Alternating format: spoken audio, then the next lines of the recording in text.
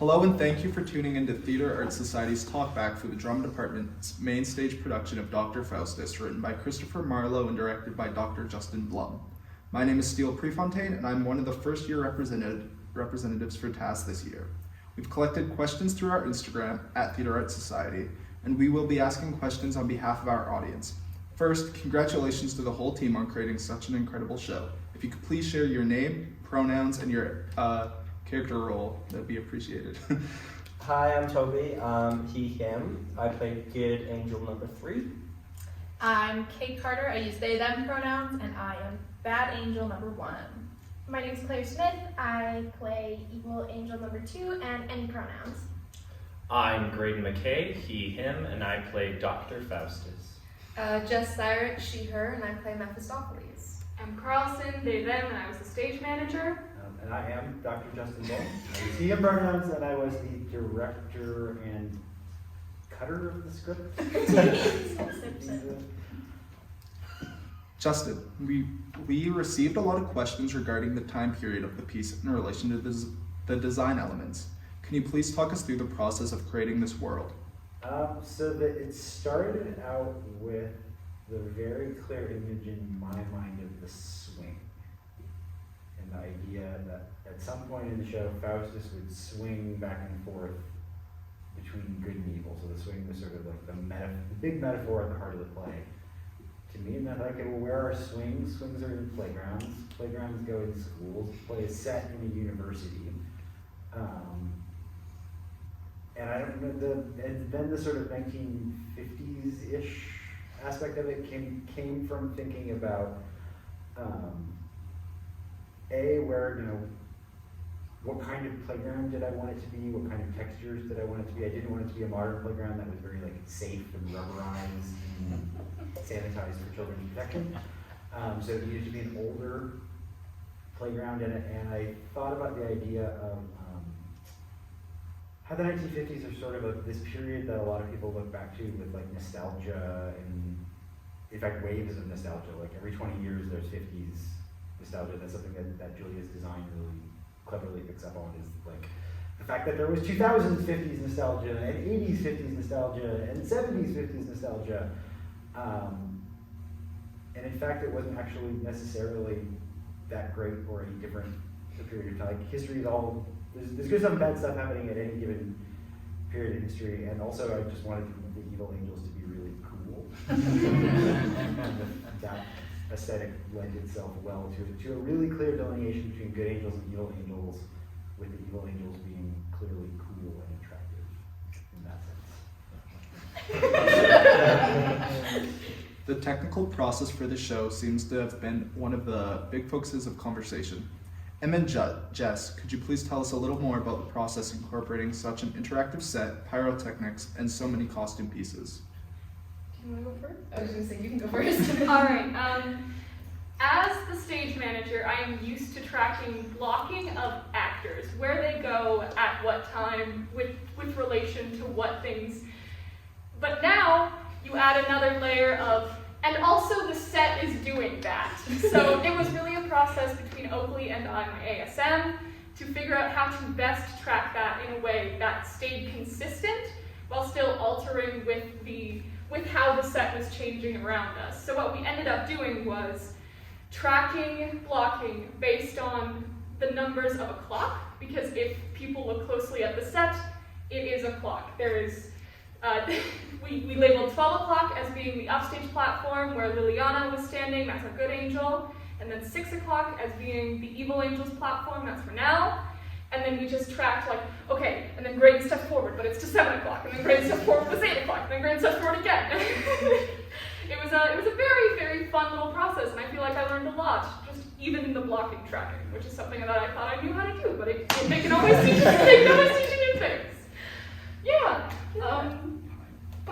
Pyro. I can really only speak to Pyro. I was fortunate enough to just have one costume that stayed the same, which was very nice. I've worked with other SFX before, like blood and water. So it was interesting how Pyro is the same, but it's also different. And there's an element of danger to it, it's fire, and that was oh, it's fire. That's something. But I think just like, yeah, it's the same as like, it definitely, there's a level of like consideration and concern because it's fire, but never like but also like, oh, it's just like another prop and it's just another element of like what's going on to kind of incorporate with that added thrill of it like burning and flashing and looking cool. And so part of my own process was like not getting distracted by it myself and having like, ooh, because, you know, yeah, like I'm very excited to be able to check that off my list of like fun things I've worked with on stage. And I mean, playground too, never thought that would happen, so. Yeah, and just logistically speaking, I'll mention that those sort of spark fountain things, those units are called gerbs. And I believe that we have literally all of them that there are in Alberta. All of them, yes. In this show. Because there was, as everybody knows, pandemic supply chain issues, a lot of the powder for those things is made in China, in areas that have had big factory shutdowns because of China's zero COVID policy. And it was also prohibitively expensive to transport regulated pyrotechnic effects over the border. Like the shipping would have ended up costing about 10 times what the actual units cost because of the customs things that go along with that. So we found one place in Calgary that had some gerbs, but not enough in the right color. So we had enough in the right color for show, but you guys may not even notice that the rehearsal gerbs were all, the dress rehearsal gerbs were all different colors. Or slightly, they smell worse. They were gross. I thought I just got used to smell a them. little bit better because I think the show ones are silver, which doesn't have very much added to it. And then the rehearsal ones were gold, and I think we might have had one red one. Yeah. And the color, whatever they add to make those colors makes them smell worse. But there are literally no more gerbs in Alberta. Them all. So thank you, Bleeding Arts in Calgary. Our AB flash powder mixture, which is the thing that makes the big boom when Jess enters for the first time. It has to be measured out with such specificity that we are down to like, it's a 1.25, it's at our measurement, because we need to be very sure. 1.7 grams. Yeah, we need to be very sure that we have enough for all of it. Wow. Graydon, obviously the text is not in contemporary English, which can be intimidating for modern audiences. How did you and the cast navigate trying to ensure the audience could understand the story? I didn't do a lot of that work. A lot of that work was done through, I guess I did some of that work, but a lot of that was just through the cutting of the text. It was made in such a way that it made a lot of sense and that every scene had through lines to it of like understanding why things were happening in such a way. And I think the actor's job is to embody that text in a way that is complementary to the text and not at odds with it. Because if you try and do this internal performance and everything's here and I'm not showing anything to the audience, you're doing subtextual acting, which is not what they were doing in the Elizabethan era. It was the subtext was the text. I'm saying what I'm thinking. So I think a note that was like always running through my mind and everything was we can always whittle something down, but to make something bigger is always a harder challenge. So you approach every scene and everything that you're doing with the utmost that you can, and then you're usually told to tone that down a little bit. So I think that's how a lot of us approached it, was trying to make it as clear and as big as possible to the audience, because if I'm speaking weird Elizabethan words to myself in this weird little way, it's not going to translate to Joe Blow in the back room, so that's what I did. The ensemble of this show is split between good angels and bad angels. Kay, can you talk to us about whether having two separate groups within the ensemble affected how the ensemble work was approached? Ooh. I mean, I think we have like a silly little turf war every once in a while. We're like bads versus goods. But in general, like our ensemble is all really close. Like we've really all gone through the process together. Like everyone just has a good time. Like even our dressing rooms aren't split up by good and evil. Like we're all always cohabitating, even if Justin makes little jokes about us not having to be together, it's fine. But like we're also in a lot of scenes together. Like it's not quite as split up as this is a good scene, this is a bad scene. There are a couple of those, but for the most part, like we all have a good little mix. So I think it's yeah. And that's a bit intentional as well. You guys made it just split up more towards the beginning, and then things start to blur within the ensemble as things start to blur within Faustus as he transits from good to evil. This is a bit of a combination question. Justin, the good and evil angel ensemble members are not originally part of the script. How did you go about grouping these roles together? And Claire, how did having to think about the character arcs for multiple characters inform the decisions made in the room? So again, it all started with the central metaphor of the swing. So you have a good and evil to swing between. The show was absolutely in its original, like the script is made to be doubled. In pretty much all early modern plays, you can actually sit down and basically figure out like who doubled what. If you know the size of the company at the time that the play was written, you can like put together who couldn't be playing these two parts because they would have to talk to themselves. But rather than follow that, I broke it into good and evil, and I divided it up again in some really schematic ways, and it allowed some more mixing. And there's 7 deadly sins, and only 5 people in each ensemble, so there had to be more. And actually, originally it was divided for. I first set the text up for 11. So it was Faustus, Mephistopheles, Wagner, good angel, evil angel, and then an ensemble of 6. So 3 good, 3 evil, but with a lot more mixing. And then when we found out, because it wasn't picking the season took a long time, as folks may know, when we found out that it was going to be the dumbwaiter, which is just a 2-hander, as the other show in the semester, I took it to 13. So I expanded the ensemble from 6 to 8. And then when we had auditions and like about 50 people auditioned, and there were plenty of people who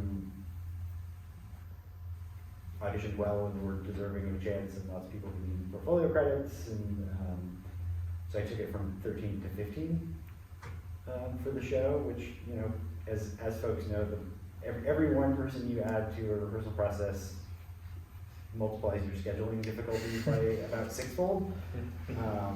But I just thought that was the best thing for this environment and for the show, and I think it worked out really well. I was very pleased with the size of the ensemble in the end. And then I sort of just divided it by, like, you know, there were some of the ensemble members had some sort of bigger speeches, so I might have used actors who had a little more experience or had been through higher levels of acting. I specifically kept some parts to a scope that might be comfortable for somebody who was like earlier in their career or maybe hadn't done a main stage before, and was just getting a first experience of that. So I tried to be conscious of sort of fulfilling all of the things that a university drama program needs to have in its shows, right? Like opportunities for a variety of people to do a variety of different things in a show where we could cast a lot of people. And, you know, I could have gone to 20-something based on the audition pool. Then it would have actually become a local. Yeah, I think playing multiple characters it's a super fun challenge. Most of us, our characters only like appear once, maybe twice, for the ensemble characters at least. So I played, I think, 5 roles, and they all only appeared once. So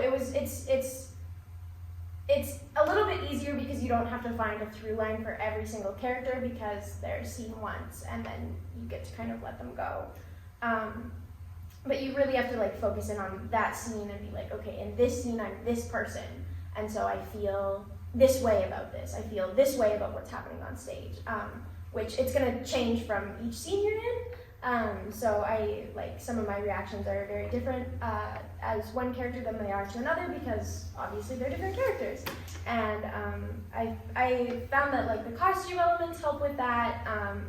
It's really easy to like put something on and be like, okay, I'm a new person now.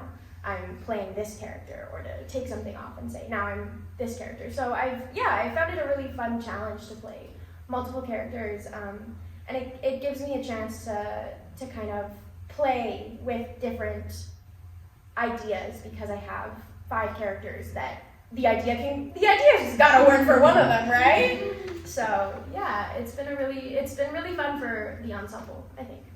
Yeah, I'm gonna jump on that. I think the fun thing is also finding like the extremity between roles. Like for myself, I play Wrath, which is also very low and angry, and like it just kind of like bellows out from me, versus like the Emperor, which is just like high up here, crazy little boy. And like so it's like a lot of fun to like as an actor get to do both of those things in one night and have to like shift really quickly. So I really enjoyed that element of it. Can I ask a follow-up question for the ensemble? How much do you, we didn't really talk about this that much because there were 15 of you working. How much did you guys think about the like base character of that evil or good angel in the other work? Oh, so much. Because that's the character that we were the most, is just like our base evil angel. That's the only character that we all had that was like coming back. At least for the evil angels. I don't know about the good. You guys have the roles.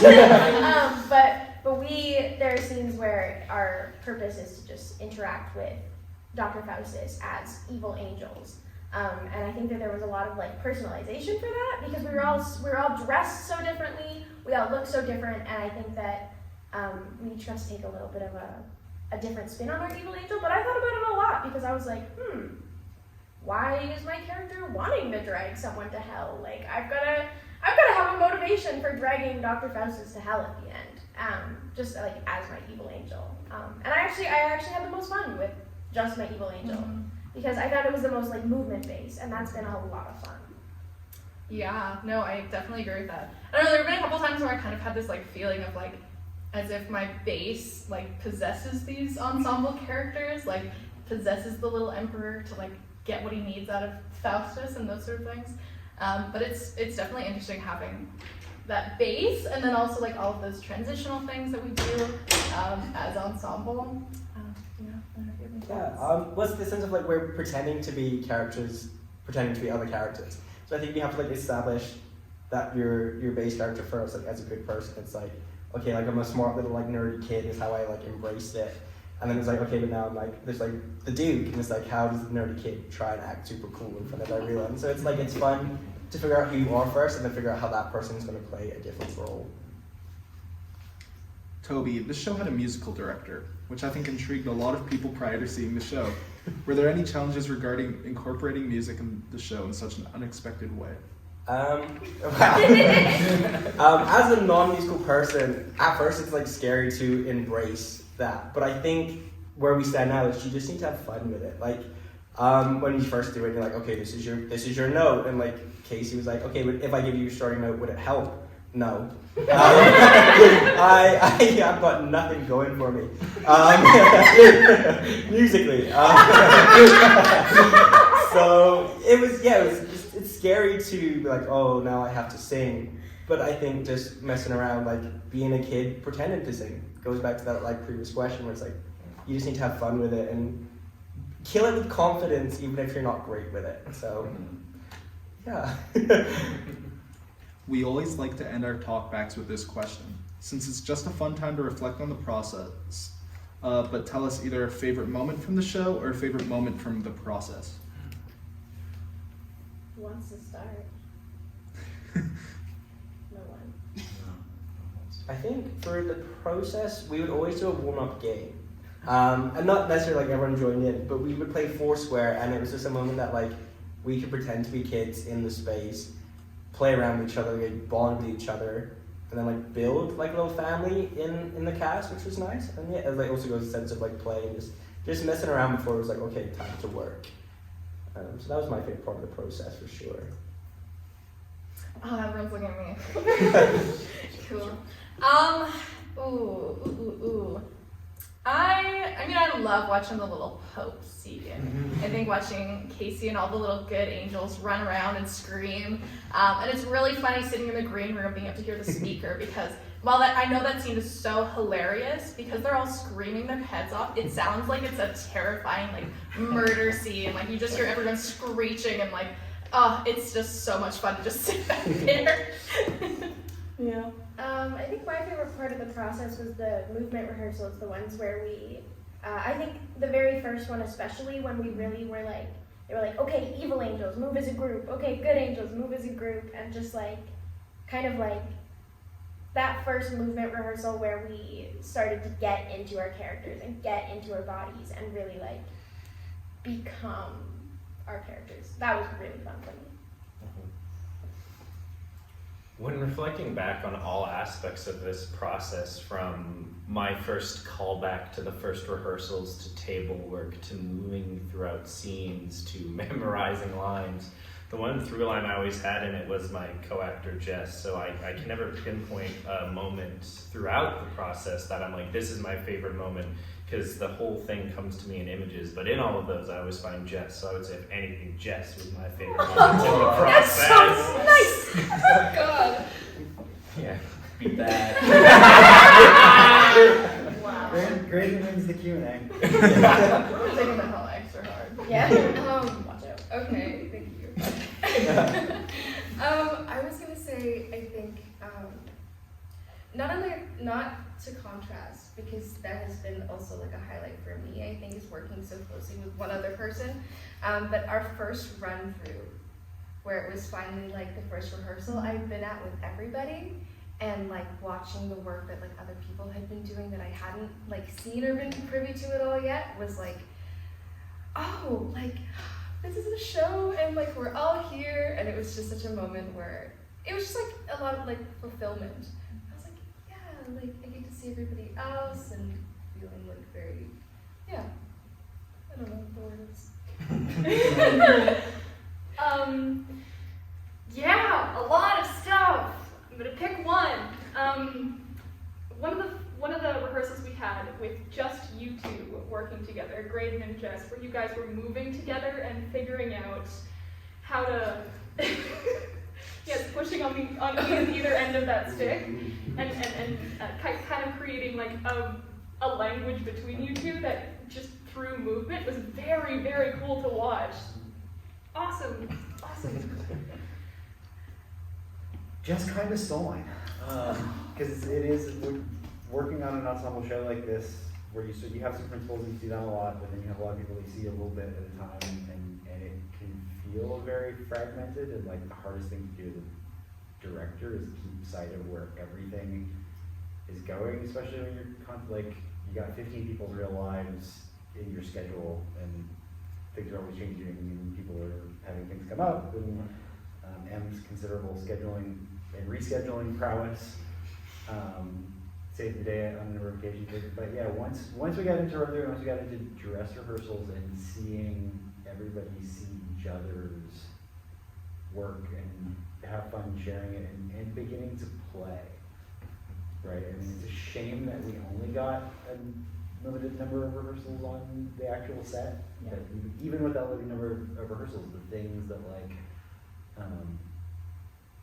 you know, one of the definitive moments of Claire's entire performance is that flip on the ring. I love it! Second dress rehearsal? Pretty much as soon as we got in there, I was like, these rings. But then second dress rehearsal, we tried it for the first time. Yeah. And things like that we just discovered, like, just from A week before going up. playing and having fun. And we're like, oh yeah, I can do that in my costume. yeah, I was really worried about it. My jacket's a little tight. And the surprising number of things that we've been doing in the rehearsal room on like a nice, steady, stable, wide block that we were like, okay, I was convinced we were going to be like spending our entire time on deck completely rewatching the show because none of that stuff worked. And almost all of it did. Yeah. Which was amazing. An amazing thing and an overall amazing process. Pretty fun surprise was being able to launch the grapes. That was a fun surprise. I would once again like to congratulate everyone for an amazing sold-out run, and thank you all for taking the time to tune into our talkbacks. Keep an eye on our social media accounts for upcoming events and talkbacks. Thank you and have a wonderful night.